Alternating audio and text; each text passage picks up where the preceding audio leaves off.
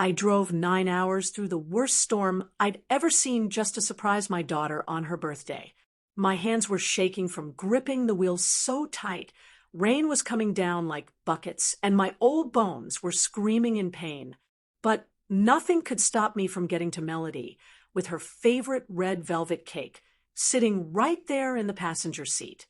I'd been making her the same cake every year since she was 3 years old. This was going to be the best surprise ever. Or so I thought. My name is Evangeline Torres, though everyone calls me Evie. At 64, I'm a retired high school English teacher from Asheville, North Carolina, who spent 30 years shaping young minds and even longer believing that unconditional love could bridge any gap. My husband Carlos died 5 years ago from a sudden heart attack, leaving me in our empty nest with nothing but photo albums and the echoing silence of conversations that would never happen again. Melody was our miracle baby, born after years of fertility struggles. When I was 32, we poured everything into her piano lessons, dance classes, summer camps, college tuition for her marketing degree, and later, the down payment for her first apartment in Charlotte when she landed her dream job at a tech startup. Even after Carlos passed, I continued to be her safety net, her cheerleader, her ATM when unexpected expenses arose. But something had shifted in recent months. Our daily phone calls became weekly, then sporadic. Her responses to my texts grew shorter, more distant. When I suggested visiting for her birthday, she claimed they were renovating and the house was a disaster. When I offered to help with the renovation costs, she said her boyfriend Garrett had it handled. Every maternal instinct screamed that something was wrong, but I convinced myself I was being paranoid, just another lonely widow reading too much into normal adult independence. The rain finally began to ease as I pulled into the driveway of the gorgeous craftsman-style home I'd never seen in person, though I'd admired it countless times through her Instagram posts. Warm light glowed from every window, and I could see shadows moving inside. My heart fluttered with excitement as I imagined her shock, her joy, maybe even tears when she realized her mother had driven through a biblical storm just to spend her birthday with her. I grabbed the cake and my overnight bag, pulled my coat, hood up against the drizzle, and hurried to the front door. That's when I heard laughter, music, the unmistakable sounds of a party in full swing. My finger hesitated over the doorbell. She told me she wasn't doing anything special, just a quiet dinner with Garrett. But there was clearly a celebration happening without me. I tried the door handle.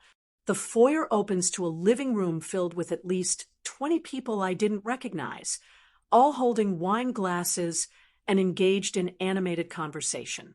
The smell of catered food filled the air, not the homemade birthday dinner I'd imagined sharing with my daughter.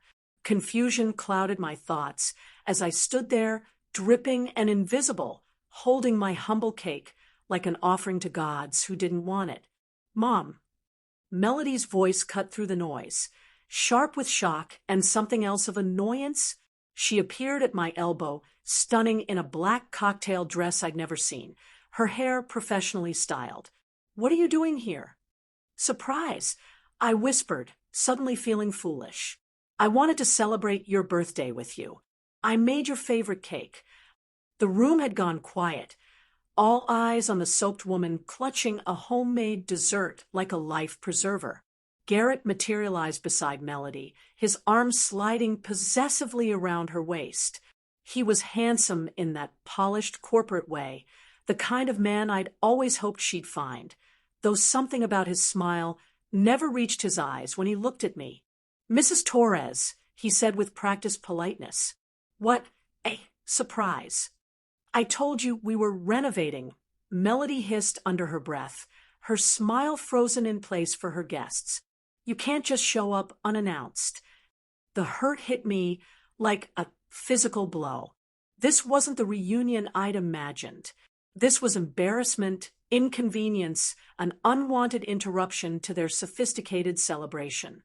I felt every one of my 64 years, every gray hair, every line on my face, standing there in my sensible raincoat among her beautiful, successful friends.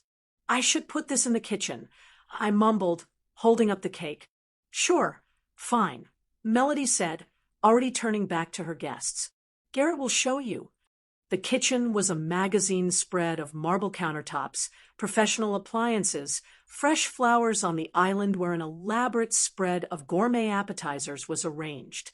I set my cake beside a tower of macarons that probably cost more than I spend on groceries in a week. "Look, Mrs. Torres," Garrett said, his voice dropping to a confidential tone once we were alone. "Melody didn't want to hurt your feelings, but this party is really important for her career. Her boss is here with some major clients. You understand?" I understood. I understood that my daughter was ashamed of me, that my presence was a liability to be managed, not a gift to be celebrated.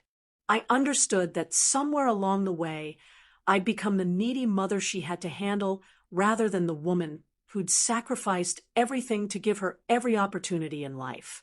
"Of course," I said, my teacher's voice steady despite the earthquake in my chest. "I'll just use the bathroom and then head to a hotel for the night." "That's probably best," he agreed, relief evident in his voice. I climbed the stairs to the second floor, looking for the bathroom, but what I found instead changed everything. The master bedroom door was ajar, and inside I could see Melody's laptop open on the bed. A video call in progress. I recognized the face on the screen, her college roommate Jessica, who'd moved to Seattle years ago. "I can't believe she just showed up," Melody was saying as she touched up her lipstick in the mirror. "I specifically told her we weren't doing anything special." "God, that's so embarrassing." Jessica's voice came through the speakers. "At your age, having your mom crash your birthday party like some desperate.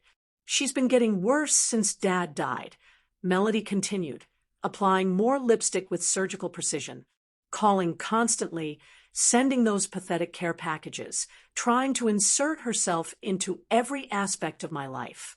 "Garrett thinks I should just tell her straight up that we need space, but you know how she gets all emotional and guilt-trippy." My legs went weak. I gripped the doorframe to keep from falling. "At least she's loaded though, right?" Jessica laughed. "Didn't she just pay off your student loans last year? And the down payment for this house? And the wedding fund we're building," Melody said, snapping her compact shut. "Garrett calls it the guilt tax. She feels bad about being such a burden, so she throws money at us to make up for it." The guilt tax.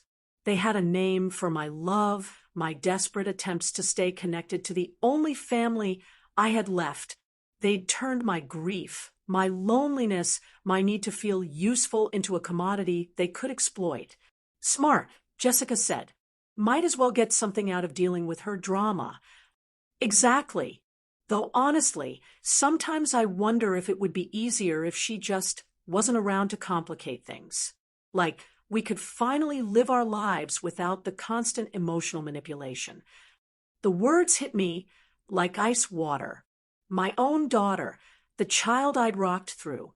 Fevers and nightmares whose tears I'd dried and whose dreams I'd funded, was discussing my death like it would be a convenience. I backed away from the door on shaking legs, my hand pressed to my mouth to keep from making a sound. The bathroom was at the end of the hall, and I locked myself inside, staring at my reflection in the mirror. The woman looking back at me was pathetic, gray-haired, desperate, foolish enough to believe that love could be a two-way street when it had clearly become a toll road with only one person paying. But as I stared at that woman, something shifted. The hurt began to crystallize into something harder, sharper. They thought I was pathetic. They thought they could use my love as their personal ATM while mocking me behind my back. They thought my death would make their lives easier. I was about to show them exactly how complicated things could get when a pathetic old woman finally stopped being pathetic. I composed myself, flushed the toilet for effect, and walked back downstairs with a smile that felt foreign on my face. The party was in full swing, and Melody was holding court near the fireplace, animated and glowing in a way I hadn't seen in years because she wasn't performing for her burdensome mother. She was being her authentic self with people she actually wanted around. "Garrett," I said, approaching him at the bar he'd set up in the corner. "This is quite a setup. Business must be good." "Can't complain," he said, pouring himself a whiskey. "Melody's been killing it at work, and my consulting firm just landed a major contract." "Wonderful," I said, accepting the glass of wine he offered. "I'm so proud of how independent you two have become." Something in my tone must have caught his attention because he looked at me more carefully. "Yeah, well, we've worked hard for everything we have."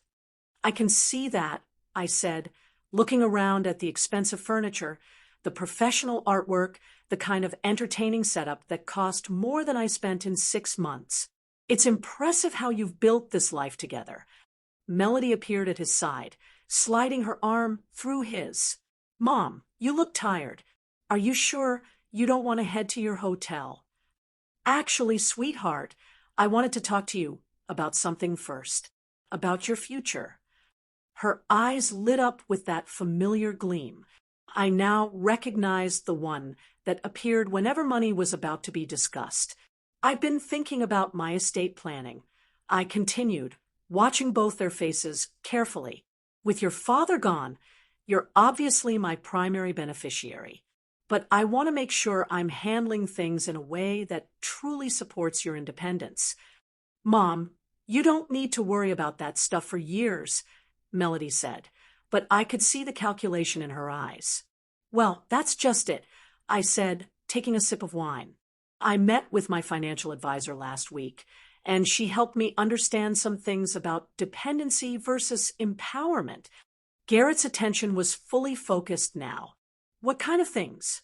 "How sometimes, when we keep supporting adult children financially, we're not actually helping them. We're enabling them to avoid reaching their full potential." The color drained from Melody's face. "What are you saying?" "I'm saying I've decided to stop being such a burden," I said, my voice perfectly pleasant. "You've made it clear that you're capable of handling your own lives, your own finances, your own decisions. So I'm going to respect that independence." "Mom, starting tomorrow, I'm establishing some boundaries," I continued, feeling stronger with every word. "No more emergency loans, no more holiday checks, no more help with down payments or renovations or whatever crisis comes up. You're adults. You've got this." The panic in their eyes was almost comical. "Mom, you're being dramatic," Melody said, her voice tight. "Just because I said we were renovating doesn't mean—" "Oh, this has nothing to do with tonight," I lied smoothly. "This is about me finally learning to respect your autonomy. Your father and I raised you to be independent, and it's time I stopped undermining that with my interference." "But the wedding," Garrett said, then caught himself. "What wedding?" I asked innocently. Melody shot him a murderous look. "We were going to tell you." "When?" "Soon. We wanted to plan it ourselves first." "Of course you did," I said, "and you should. It's your wedding, your money, your decision. I wouldn't dream of interfering." The silence stretched between us like a chasm. Around us, the party continued, but I could see the wheels turning in their heads, calculating what this meant for their carefully constructed life. "Look, Mrs. Torres," Garrett said, trying a different approach. "I think there's been a misunderstanding. We never wanted you to think—" "There's no misunderstanding," I said, setting down my wine glass. "You two have made it abundantly clear that you don't need me in your lives except as a resource to be tapped when convenient. So I'm removing myself from that equation. You're punishing us for having successful careers and a nice house." Melody's voice was rising, drawing glances from other guests. "I'm celebrating your success," I said, "by trusting you to maintain it without my interference." I walked to the kitchen and retrieved my cake. ignoring their whispered, urgent conversation behind me. The red velvet layers had settled perfectly, the cream cheese frosting still pristine despite the journey. It really was beautiful work, the kind of labor of love that represented everything they decided they didn't need from me. Mrs. Torres, wait. Garrett called as I headed toward the door. I turned back to find both of them following me, their faces masks of barely controlled panic. Maybe we should talk about this when you're not upset, Melody said. I'm not upset, I said, and realized it was true. The hurt was still there, but it was buried under something much more powerful. I'm liberated. What does that mean? She asked. It means I'm finally going to start living for myself instead of trying to buy love from people who've made it clear they don't actually want it. I opened the door to the sound of rain pattering on the roof, lighter now but steady. The storm was moving on, just like I was. The cake is delicious, by the way, I said, holding it up. Not that you'll ever know. I walked to my car without looking back, though I could hear them arguing on the front porch as I loaded my overnight bag and the cake into the trunk. Let their guests wonder about the family drama. Let them explain why their mother had driven 9 hours through a storm only to leave 20 minutes later with the birthday cake. The drive back to Asheville gave me plenty of time to think. 9 hours of Interstate 85 stretching ahead of me like a metaphor for the rest of my life, long, uncertain, but finally heading in a direction I chose rather than one dictated by other people's needs and expectations. By the time I reached the North Carolina border, I'd made several decisions. The first call I made when I got home was to my attorney. Evie, Richard said, his voice warm with the familiarity of a man who'd handled my family's legal matters for 20 years. How was Melody's birthday? Illuminating, I said, I need to make some changes to my will. What kind of changes? I want to establish a scholarship fund at the high school where I taught. Full ride for students pursuing teaching degrees. Everything goes there. The silence stretched long enough that I wondered if the call had dropped. Evie, he said finally, that's a significant decision. Are you sure you want to? I've never been more sure of anything in my life. What about Melody? Melody is a successful adult who's made it clear she doesn't need my help. So I'm respecting her wishes. Richard knew me well enough not to argue, though I could hear the questions in his voice. When do you want to do this? Tomorrow morning.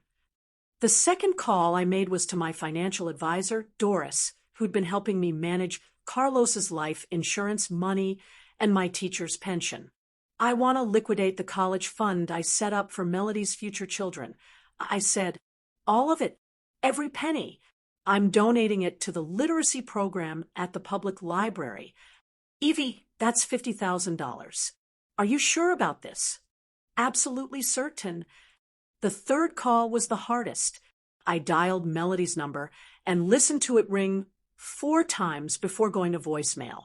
Hi, sweetheart, I said, my voice steady and calm. I wanted to thank you for tonight. It helped me understand exactly where we stand, and I appreciate the clarity. I've made some changes that I think you'll find align perfectly with your desire for independence. You'll hear from my attorney in the next few days about some paperwork, but don't worry, it's nothing you need to handle. I've taken care of everything. Happy birthday, Melody. I hope this year brings you everything you truly deserve. I hung up and sat in my quiet house, surrounded by the memories of a life I'd built with Carlos and the dreams we'd shared for our daughter. The silence felt different now, not empty, but peaceful. For the first time in 5 years, I wasn't waiting for a phone call that would probably never come or planning my next gesture of love that would be received as an obligation. The phone rang at 6:17 a.m. Mom. Melody's voice was strained, exhausted. We need to talk. About what, sweetheart? About whatever you meant in that message. Garrett thinks you're threatening us. I'm not threatening anyone. I said, sipping my morning coffee in the sunroom Carlos had built for me. I'm simply giving you what you wanted. Which is what? Freedom from your burden. Mom, if this is about last night, this isn't about last night, I said, and it was almost true. This is about me finally understanding that love shouldn't be a transaction, and when it becomes one, everyone loses. I don't understand what you're talking about. I know, I said gently, but you will. I hung up before she could respond and turned off my phone. Outside, the morning sun was burning off the last of the storm clouds, and Carlos's garden was sparkling with fresh rain. I had work to do, volunteer schedules to arrange at the library, scholarship criteria to establish, a life to build that was about giving back to people who would appreciate it rather than expecting it. The final envelope arrived by registered mail 3 weeks later. I signed for it and set it on the kitchen counter next to the stack of thank you notes from the library and the high school, testimonials from students whose lives would be changed by the scholarships I'd established, letters from teachers who were excited about the new resources I'd funded. When I finally opened Melody's envelope, I found exactly what I expected, a legal document contesting my new will, claiming I was mentally incompetent, demanding a psychological evaluation. Garrett's influence, no doubt. They'd hired a lawyer to try to overturn my decision to give my money to education instead of their lifestyle. I laughed out loud in my empty kitchen. They thought they could manipulate the legal system the same way they'd manipulated my emotions. They thought they could force me to continue funding their lives while they wished for my death. I called Richard immediately. I was expecting this, he said when I read him the document. We can fight it, but it's going to get ugly. They're claiming undue influence, diminished capacity, all the standard arguments. Good, I said. Good. Let them drag this through court. Let them spend their money on lawyers instead of enjoying the life I'd been subsidizing. Let them explain to a judge why they believe they're entitled to inherit money from a mother they considered a burden. Evie, this could take years. I have time, I said. Do tea. Hey.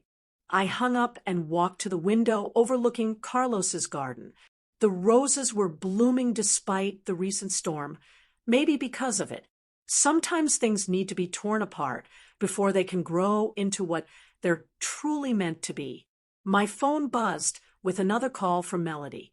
I let it go to voicemail, like I had for the past 3 weeks. I'd heard enough from my daughter to last a lifetime. Now it was time to let the lawyers do the talking. That evening, I sat on my front porch with a glass of wine and Carlos's old cardigan around my shoulders, watching the fireflies begin their nightly dance. Somewhere in Charlotte, Melody and Garrett were probably strategizing their next move, calculating how much they stood to lose, wondering how their foolproof plan had gone so spectacularly wrong. They'd called me pathetic, discussed my death like it would be a convenience, turned my love into their personal ATM. They thought I was too weak, too desperate, too dependent on their affection to ever fight back. They were about to learn exactly how wrong they'd been. The storm had passed, but the reckoning was just beginning. And unlike the weather, this was one forecast I controlled completely. I raised my glass to the fireflies and smiled. After 64 years, I was finally learning to dance to my own rhythm. And the music was beautiful. If you enjoyed this story, please subscribe to our channel and tell me where in the party of the world you are watching from.